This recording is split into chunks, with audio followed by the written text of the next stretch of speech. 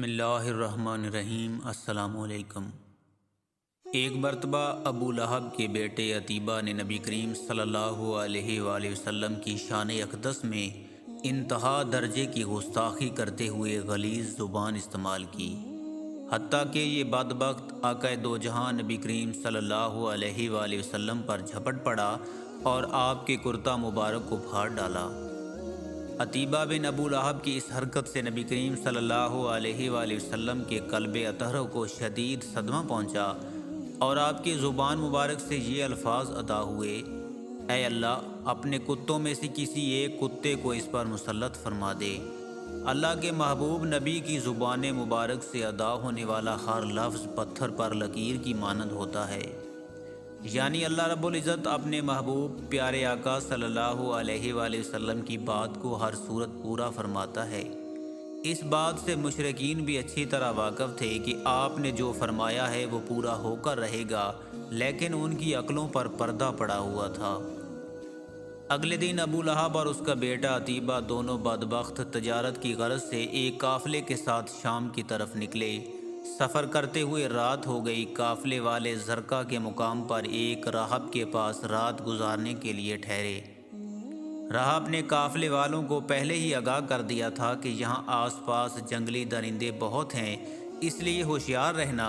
یہ سن کر ابو لہب کو نبی کریم صلی اللہ علیہ وآلہ وسلم کی وہ بات یاد آ گئی اور اس نے قافلے والوں سے کہا کہ اے لوگو، محمد نے میرے بیٹے عتیبہ کے لیے ہلاکت کی دعا کی ہے، اس لیے کسی درندے کے حملے کا مجھے یقین ہے۔ تم لوگ سارا سامان تجارت ایک جگہ اکٹھا کر کے اس کے اوپر عتیبہ کا بستر لگا دو اور سب لوگ اس کے ارد گرد سو جاؤ تاکہ میرا بیٹا درندے کے حملے سے محفوظ رہے۔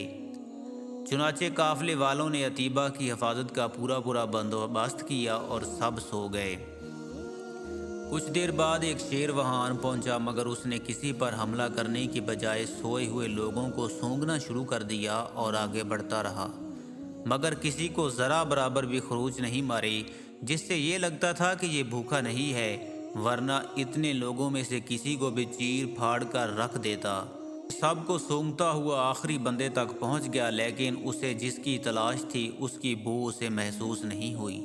یہ کچھ قدم آگے بڑھا، لیکن پھر اچانک مڑا اور تجارتی سامان کی جانب آ کر رک گیا۔ اسی سامان کے اوپر وہ بدبخت اور گستاخ رسول سو رہا تھا۔ یہ جگہ کافی اونچی تھی اور اسی لیے اسے اونچا کیا گیا تھا تاکہ کوئی بھی درندہ عتیبہ پر حملہ نہ کر سکے۔ شیر نے تجارتی سامان پر چھلانگ لگا دی اور ابو لہب کے بیٹے عتیبہ کے بستر پر جا پہنچا۔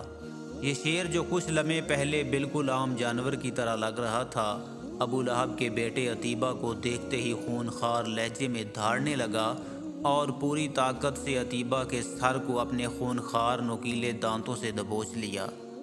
سب قافلے والے بھی جاگ گئے تھے، مگر اس شیر کی دھاڑ ہی اتنی غضبناک تھی کہ کوئی اس کے سامنے تک نہ آیا اور ابو لہب اپنے بیٹے کو بچانے کی دہائی دیتا رہا۔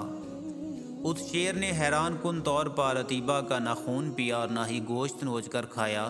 شیر نے صرف عتیبہ کے سر کو اس قدر بری طرح چبایا کہ دیکھنے والوں کے ہوش اڑ گئے اور عتیبہ تڑپ تڑپ کر جہنم واصل ہوا۔ اس کے بعد بھی اس شیر نے کسی اور کو نقصان نہ پہنچایا اور اچانک وہاں سے چلا گیا۔ بعد میں لوگوں نے اس شیر کو تلاش کیا، مگر کچھ بھی پتہ نہ چل سکا کہ آخر یہ شیر کہاں سے آیا تھا اور کدھر غائب ہو گیا۔ پیارے دوستو، نبی کریم صلی اللہ علیہ وآلہ وسلم کے گستاخوں کو اللہ رب العزت اس دنیا میں ہی سبق سکھا دیتا ہے، آخرت کا عذاب تو ابھی باقی ہے۔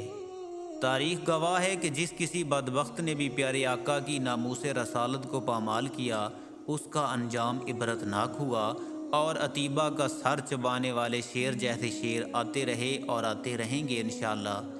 اللہ پاک ہمیں نبی کریم صلی اللہ علیہ وآلہ وسلم سے سچی محبت رکھنے کی توفیق عطا فرمائے، آمین یا رب العالمین۔